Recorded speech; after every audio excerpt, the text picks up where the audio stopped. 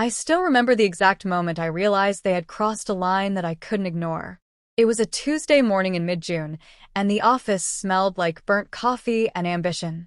I had walked into the headquarters of Stratentech, a mid-sized tech firm in San Francisco that prided itself on innovation but had a management culture that thrived on intimidation. My title had been lead data scientist, a role I had fought tooth and nail to earn, and yet, in the span of 24 hours, my entire career at this company had been reduced to a single phrase in an HR email: demotion due to attitude issues. The email was waiting in my inbox when I arrived, innocuously highlighted like any other corporate memo, but it hit me like a punch to the gut. I read it once, twice, then a third time, hoping that my eyes were betraying me. No, it was all there in black and white. My responsibilities had been slashed, my title downgraded, and my access to key projects revoked. The kicker? The email cited negative interpersonal interactions and resistance to management feedback, all of which was pure, unadulterated nonsense. I sat at my desk for an hour, staring at my screen, my fingers hovering over the keyboard. How did it come to this? I had spent years building algorithms that streamlined the company's logistics, optimized their predictive models, and even increased revenue by 14% last quarter. I had automated processes that once took entire teams' days to complete, and still, here I was being punished for daring to speak my mind in meetings. My mind started racing through the usual suspects. Had someone in management finally decided they were tired of my outspokenness? Or had I unknowingly stepped on a bigger foot than I realized, perhaps the CFO or even the CEO themselves? Whatever it was, one thing was crystal clear. This wasn't about attitude. This was about power and about showing that they could crush anyone who dared to be more competent than them. The office felt suffocating after that email. I pretended to go through the motions, answer calls, attended meetings, but my mind wasn't there. Instead, I replayed every interaction, every meeting, every email where I had politely disagreed with management decisions. Every time they had dismissed my insights or blamed me for outcomes I hadn't caused. And then, slowly, a plan began to form. It wasn't a plan born out of rage alone. It was born out of clarity. They had underestimated me, as most people do when they assume someone who follows the rules quietly won't fight back. But I knew the company's pipelines better than anyone else. Every algorithm, every data feed, every integration, I had either built it myself or overseen its deployment. And that knowledge was my weapon. Over the next week, I immersed myself in what they still thought of as my demoted workload. I observed patterns, checked system vulnerabilities, and quietly mapped out the full operational pipeline. I wasn't reckless. I knew that if I acted hastily, they'd catch it and the opportunity would be gone. I documented everything in my personal notes, encrypted and hidden in a place only I knew. Every backdoor, every bottleneck, every dependent algorithm. By the end of the week, I had the blueprint of Stratentech's entire operational system etched into my mind. Meanwhile, management continued their charade of friendly oversight. They congratulated me on minor improvements in my projects, praised me superficially in meetings, and made small talk about weekend plans.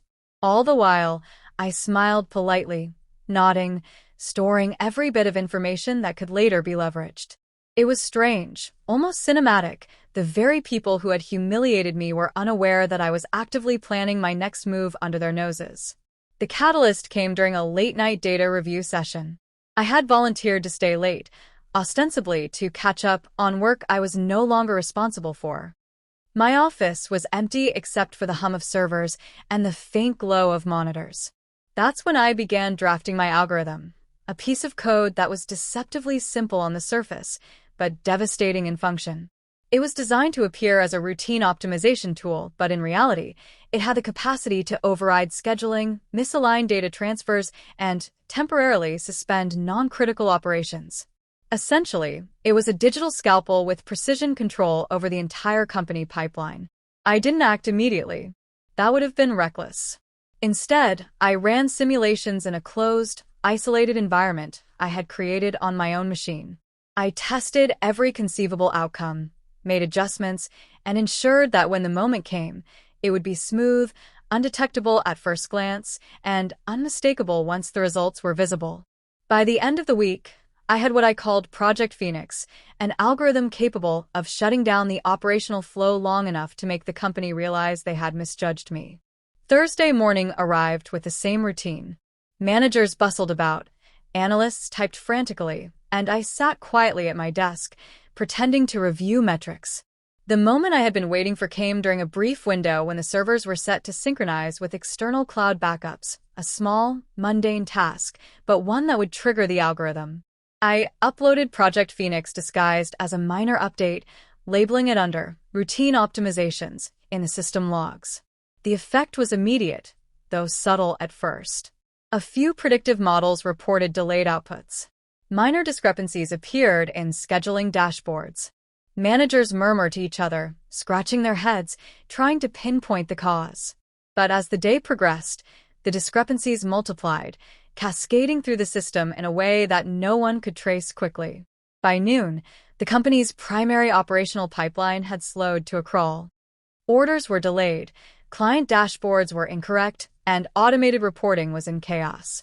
And I sat there, calm as ever, observing the chaos unfold, sipping my coffee. I wasn't gloating, at least not yet. I was patient, documenting every anomaly that appeared, every frustrated call from senior management, every moment of confusion. They thought it was a technical glitch, maybe a human error. They had no idea it was me.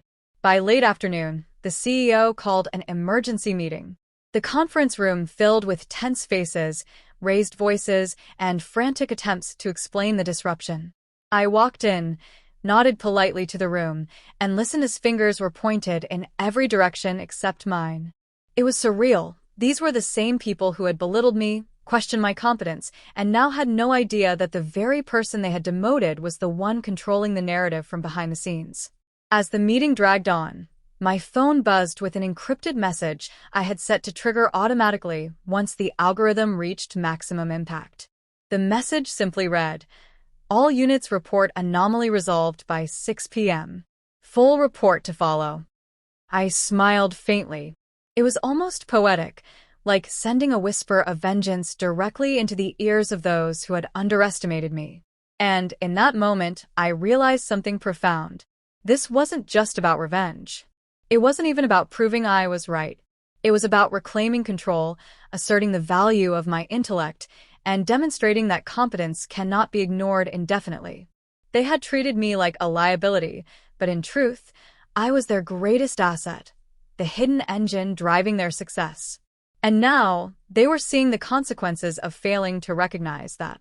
By the end of the day, the company had suffered significant operational setbacks, minor but enough to send shockwaves through management.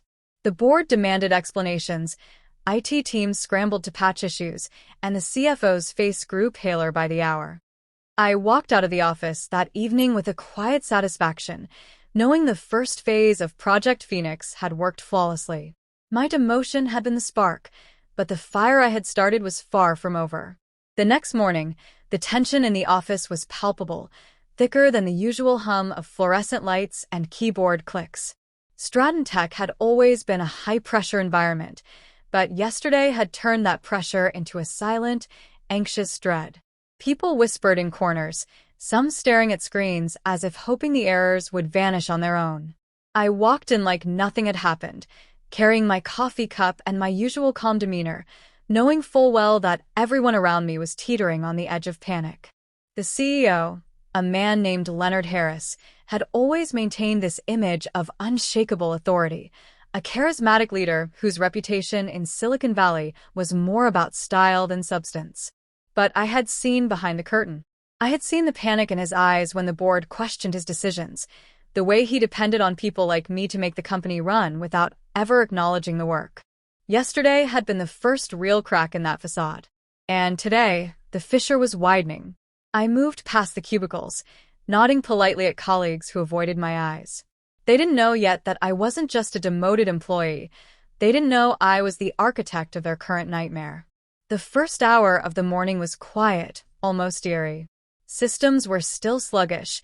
Reports weren't generating correctly. Clients had started calling in with complaints. The IT department scrambled to figure out the problem, unaware that the glitch was no accident.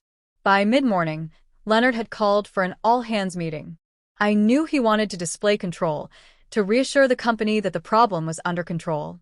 I entered the conference room, keeping my expression neutral, listening to him speak in his usual reassuring tone while internally noting every flaw in their understanding of the system. The irony was almost delicious. Here he was preaching about resilience and adaptability, while I held the master key to their digital kingdom. During the meeting, the COO interrupted Leonard, his voice sharp and panicked.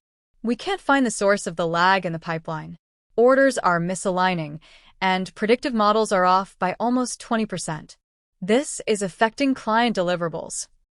He glared at the IT lead, who stammered through explanations about server load, data corruption, and software bugs. Everyone was grasping at straws, but the truth was simple. They were blind to the one person who actually knew what was happening. I kept quiet, making occasional notes on a pad that no one else could see. My algorithm, Project Phoenix, was designed to escalate gradually. If they had panicked too early, or if I had triggered the full shutdown prematurely, they might have suspected sabotage. But the gradual, almost imperceptible disruption kept them guessing. And that was exactly how I wanted it. By noon, small groups of employees had gathered around monitors, cross-checking data, calling clients to apologize for delayed orders, and trying to maintain a semblance of normalcy. Leonard paced the room, phone in hand, his usual confident demeanor cracking under pressure. I caught a glimpse of him sending frantic texts, probably to the board, probably to the CFO, probably to anyone he thought could fix this mystery. I sipped my coffee, trying not to smile, even though the temptation was there. I had anticipated this moment for years. Not the revenge itself, but the understanding that sometimes brilliance goes unnoticed until it's too late. For so long, I had watched management undervalue intellect, penalize transparency, and reward politics. It wasn't just personal, it was systemic. And now, the system was bending to my will, and they had no idea why. Around 2 p.m., I received a discreet notification on my phone. Project Phoenix had escalated to the final stage. Full automation checks now flagged critical misalignments in production schedules. The disruption was no longer subtle. Client-facing dashboards were incorrect, predictive algorithms were showing impossible projections, and internal metrics were in chaos. By the time management realized the magnitude of the problem, the damage was already visible across the entire operational network. Leonard's voice was taut when he called another emergency meeting. This time, the room was tense enough to crack. The board had joined via video call, asking for immediate explanations. The CFO, who had orchestrated my demotion, looked pale, twisting his tie as he attempted to frame the situation as unexpected technical errors. Every word he said was a lie, and I could see the tiny tremor in his hands betraying him. The irony wasn't lost on me. He had thought he could crush me, and now his own decisions were crumbling around him. I decided to make my presence known, carefully. I raised my hand when Leonard asked if anyone had insights into the problem.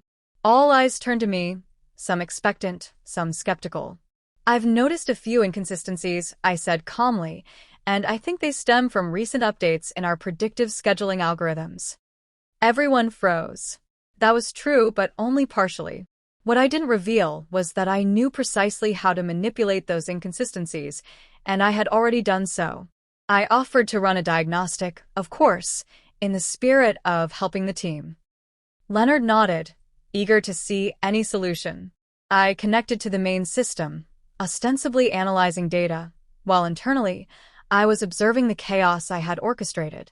IT personnel crowded around me, unaware that the very person they were watching was the source of the disruption. My fingers hovered over the keyboard, executing checks and running scripts, all part of the cover that kept me safe from suspicion. By 4 p.m., client complaints had reached a critical threshold. Emails and calls poured in, questioning delivery times, reporting errors, and requesting explanations. Leonard's earlier composure was gone.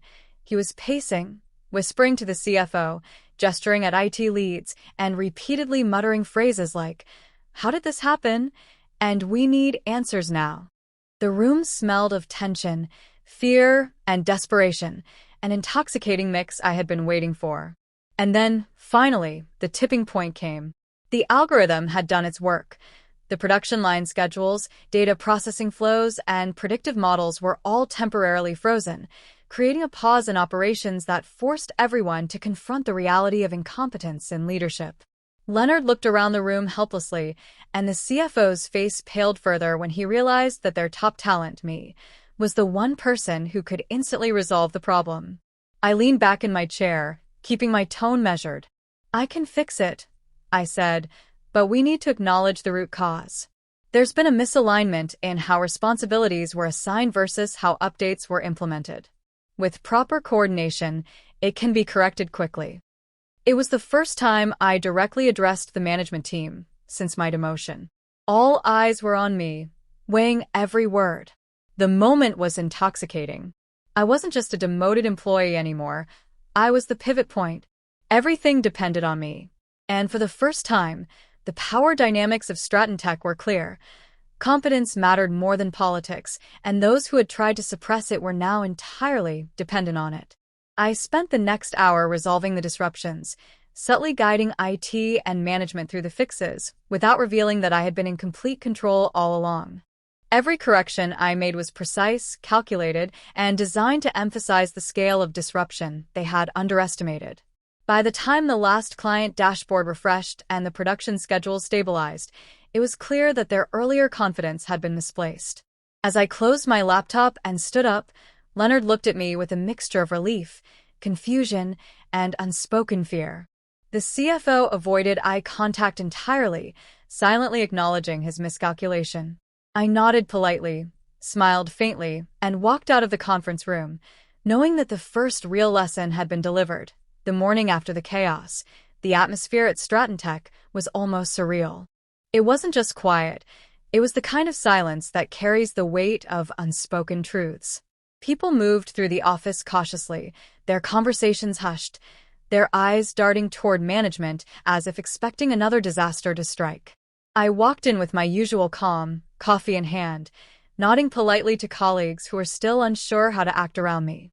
They didn't realize that the demoted employee they had dismissed was now the unseen force shaping the company's immediate reality. Leonard called for an all-hands meeting immediately after I arrived. This time, the board members were present in person, their faces set in a mixture of anxiety and scrutiny.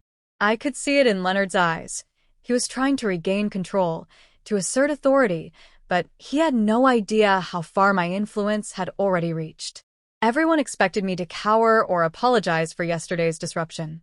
Instead, I was ready to show them exactly why they had underestimated me. The meeting began with Leonard awkwardly explaining the technical failures and emphasizing the need for stronger oversight. I listened carefully, nodding when appropriate, but my mind was elsewhere, calculating the final phase of Project Phoenix. While yesterday had been about disruption and demonstrating vulnerability in their operations, today was about asserting control and ensuring they understood the cost of misjudging me. When Leonard finished his preamble, he turned toward me with a forced smile. "Alex, you've been crucial in resolving these issues," he said. "Can you give us a rundown on what went wrong?" His tone was polite, but the underlying tension was clear. I could sense him searching for a way to maintain authority, to position me as the subordinate he could still control. I leaned back slightly, letting a moment of suspense hang in the air before speaking. "Of course," I said, keeping my voice calm and measured. The disruptions were due to a combination of automated scheduling conflicts and untested updates in our predictive algorithms. They could have been prevented with better cross-departmental coordination and proper oversight of data changes. I've already implemented fixes, but the larger issue here is structural. Heads turned as I continued, explaining the precise points of failure in language that was technical enough to impress, yet simple enough for the executives to grasp. I intentionally emphasized the systemic mistakes rather than my role in creating the disruption. Every word was deliberate, building a narrative in which competence and insight mattered more than hierarchical authority. By the end of my explanation, there was a palpable shift in the room. People were no longer just reacting, they were considering the implications of my words, realizing that someone who had been dismissed as a liability was, in fact, indispensable. After I finished, Leonard attempted to respond, but I could see his confidence faltering. "Yes, thank you, Alex," he said, voice slightly strained. "We'll take your recommendations under advisement." The words were polite, but the hesitancy in his tone betrayed him. He had been the confident, untouchable CEO yesterday. Today, he was merely a man grappling with the realization that he had misjudged the very person he had tried to suppress. I spent the rest of the day subtly guiding improvements, offering insight without overtly asserting authority. Every suggestion I made reinforced the fact that I was the linchpin in the company's success. Colleagues who had previously ignored me now sought my input. Even those who had whispered about my attitude in HR meetings approached me cautiously, aware that their perception of power had shifted overnight. It was almost poetic. What they had interpreted as arrogance or negativity was, in truth, a quiet confidence born from knowledge and capability. By late afternoon, the immediate operational issues had been resolved. Systems were stable, clients were reassured, and Stratton Tech had avoided a full-scale crisis. But the real work, the work of reclaiming respect and asserting the consequences of underestimation, was just beginning. I scheduled a private meeting with HR and the board, positioning it as a routine review of project outcomes and operational efficiency. During the meeting, I calmly laid out the sequence of events, highlighting how yesterday's disruptions had been preventable and emphasizing the importance of recognizing and utilizing employee talent effectively. I spoke in terms of solutions rather than retribution, framing my insights as constructive rather than vindictive. And yet, beneath the surface, the message was clear. Underestimate me at your own peril. The board listened, some nodding, others silent, processing the implications. Leonard and the CFO were present, both maintaining outward composure, but betraying subtle signs of stress, tightened jaws, fleeting glances, and nervous shifts in posture. I knew they understood, deep down, that they had miscalculated. They had treated me as expendable, yet the stability of the company had relied on my intellect all along. By the end of the meeting, HR proposed reinstating my original title and responsibilities, recognizing not only my contributions, but also the need to prevent further disruption. Leonard, with a stiff smile, agreed. The CFO said nothing, perhaps aware that any argument now would be futile. I accepted the reinstatement calmly, as if it were expected all along. There was no celebration, no gloating, just the quiet satisfaction of someone who had played the long game and emerged unscathed. After returning to my desk, I reflected on the events of the past 2 days.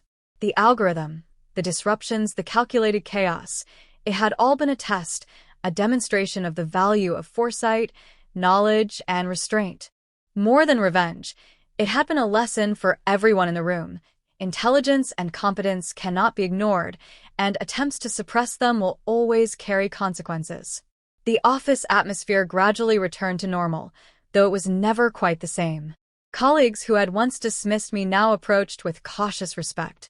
Meetings were more collaborative, and even management seemed wary of making decisions without consulting me. I had shifted the balance of power subtly, but irrevocably. It wasn't about proving superiority. It was about ensuring that my contributions were recognized and that the company would function effectively without unnecessary interference from those who misunderstood value. In the quiet moments, I reviewed Project Phoenix one last time. The code remained intact, secure on my private drive. I didn't need to use it again. Its mere existence had been enough to shift perception and assert my position. But knowing it was there, a silent sentinel over the company's operations, brought a sense of calm satisfaction. I had been wronged, yes, but I had transformed that wrong into leverage, strategy, and ultimately vindication. By the evening, the office emptied, leaving me alone with the hum of servers and the faint glow of monitors. I took a deep breath, feeling the weight of everything that had transpired. Demotion, chaos, reclamation. It had been a whirlwind, but one I had navigated with precision. I shut down my system, grabbed my bag, and walked toward the exit, the cool San Francisco air brushing my face. For the first time in days, I felt a sense of control, a quiet certainty that I was no longer just an employee. I was the architect of my destiny within this company, untouchable in ways they had never anticipated. And as I stepped out into the city streets, I smiled faintly, knowing that competence, patience, and strategic action could triumph over arrogance and short-sightedness. Stratton Tech would remember the lesson for a long time, but more importantly, I had proven something to myself. Never underestimate what a determined mind can achieve when it is pushed to the edge. If you loved this thrilling journey of betrayal and revenge, don't forget to hit like and subscribe to Future Fate Revenge for more mind-blowing stories.